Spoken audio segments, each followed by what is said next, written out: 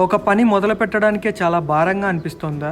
మీరు మీ ల్యాప్టాప్ తెరవకముందే ఆ పని చాలా పెద్దదిగా అనిపిస్తుంది.